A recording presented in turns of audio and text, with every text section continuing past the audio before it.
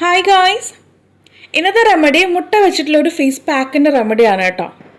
നമ്മൾ സാധാരണയായിട്ടൊരു ഫംഗ്ഷന് പോണേക്ക് മുന്നായിട്ട് മേക്കപ്പ് ഇട്ട് പോകുന്ന ആൾക്കാരുണ്ടാവും, ഇടാതെ പോകുന്ന ആൾക്കാരും ഉണ്ടാവും കേട്ടോ. അപ്പോൾ അത് എങ്ങനെയാണെങ്കിലും നമ്മൾ ആ ഒരു ഫംഗ്ഷനിലൊക്കെ പോയി 2-3 മണിക്കൂർ കഴിയുമ്പോൾ നമ്മുടെ ഫേസ് ആകെപ്പാട് ഒരു ഡള്ളായിട്ടുള്ള ഫീൽ ആയിരിക്കും നമുക്ക് ഉണ്ടാവുക കേട്ടോ. നമ്മൾ എത്രയൊക്കെ മേക്കപ്പ് ഇട്ടിട്ട് പോയാലും ആ ഒരു 3 മണിക്കൂർ കഴിയുമ്പോൾ അതിൻ്റെ ആ ഒരു ഇതെല്ലാം മാറി ഫേസ് ആകെപ്പാട് ഒരു ഡള്ളായിരിക്കും, ഒരു ഗ്ലോ ഒന്നും ഇല്ലാതെ ഡള്ളായിട്ടുള്ളൊരു ഫീലായിരിക്കും ഉണ്ടാവുക. അപ്പോൾ നമുക്ക് അതില്ലാതെ ഇരിക്കാൻ വേണ്ടിയിട്ടുള്ള ഒരു പാക്ക് കൂടിയാണ് നമ്മൾ ഈ ഒരു മുട്ട വെച്ചുകൊണ്ട് ഇന്ന് ചെയ്തെടുക്കാൻ പോകുന്നത് കേട്ടോ. അപ്പോൾ ഈ ഒരു പാക്ക് ഉപയോഗിച്ചിട്ട്, അതായത് ഫംഗ്ഷന് പോണതിൻ്റെ അരമണിക്കൂർ അല്ലെങ്കിൽ 1 മണിക്കൂർ മുമ്പായിട്ട് ഈ ഒരു പാക്ക് ഉപയോഗിച്ചിട്ട് നിങ്ങൾ പോകുകയാണെന്നുണ്ടെങ്കിൽ പാക്ക് ഉപയോഗിച്ച് കഴുകി കളഞ്ഞിട്ട് കേട്ടോ. കഴുകി കളഞ്ഞിട്ട് അതിന് മീത് നിങ്ങൾക്ക് മേക്കപ്പ് ഇടാം, അതല്ലെങ്കിൽ ഓക്കെ നോർമലായിട്ട്. അതുപോലെ തന്നെ നമ്മൾ മസ്റ്റായിട്ടും സൺസ്ക്രീൻ അപ്ലൈ ചെയ്യണം കേട്ടോ. സൺസ്ക്രീൻ ഈ ഒരു സമ്മർ സീസണിൽ മസ്റ്റായിട്ട് നമുക്ക് ഒഴിച്ചുവിടാൻ പറ്റാത്ത ഒരാളാണ് സൺസ്ക്രീൻ. അപ്പോൾ നമ്മൾ ആ സൺസ്ക്രീനൊക്കെ അപ്ലൈ ചെയ്ത് മേക്കപ്പൊക്കെ ഇട്ട് ഞാൻ ഈ പറഞ്ഞ മെത്തേഡിൽ പോകുകയാണെന്നുണ്ടെങ്കിൽ നിങ്ങൾക്ക് ആ ഒരു പരിപാടി കഴിയുന്നവരെ, ആ ഒരു ഫംഗ്ഷൻ കഴിയുന്നവരെ നിങ്ങളുടെ ഫേസ് നല്ല രീതിക്ക് ഫ്രഷ് ആയിട്ടുള്ള ഒരു ലുക്കായിരിക്കും നമുക്ക് കിട്ടുക കേട്ടോ.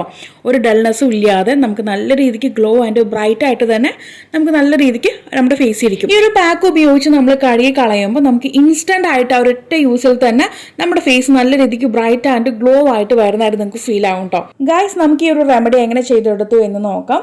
അപ്പോൾ ഇതിന് വേണ്ടിയിട്ട് നമുക്ക് ആദ്യം വേണ്ടത് മുട്ടയുടെ വെള്ളയാണ്. മുട്ടയുടെ വെള്ളം ഏകദേശം 2 ടീസ്പൂൺ കേട്ടോ.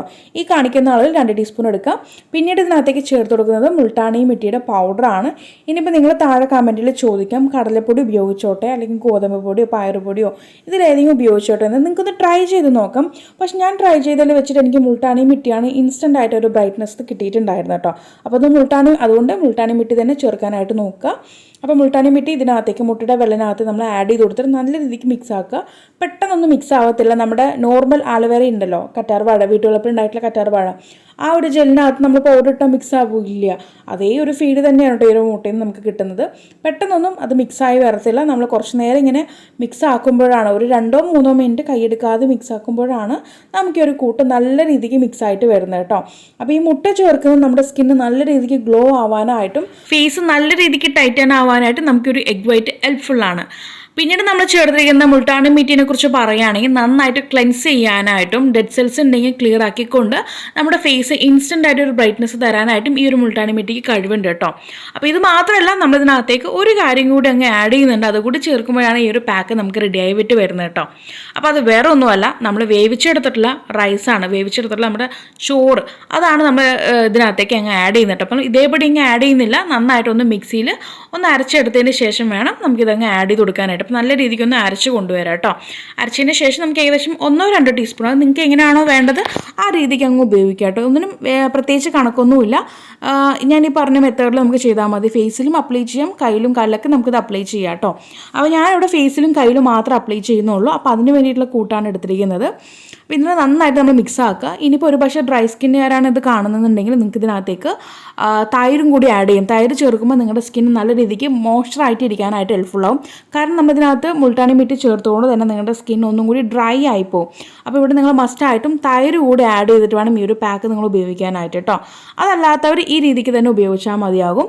എന്നിട്ട് നമ്മൾ ഇതുപോലെ ഫംഗ്ഷന് പോണതിൻ്റെ ഒരു അരമണിക്കൂറോ 1 മണിക്കൂറോ മുമ്പായിട്ട് ഇതൊന്ന് അപ്ലൈ ചെയ്യുക. ഫേസിൽ 2 തവണ അപ്ലൈ ചെയ്യണം കേട്ടോ. ആദ്യത്തെ തവണ നമ്മൾ അപ്ലൈ ചെയ്ത് ഒരു 10 മിനിറ്റ് കഴിഞ്ഞതിന് ശേഷം വീണ്ടും അതിന് മീതെ തന്നെ റീകോട്ടിങ് ഒന്നും കൂടി ചെയ്ത് കൊടുക്കുക കേട്ടോ.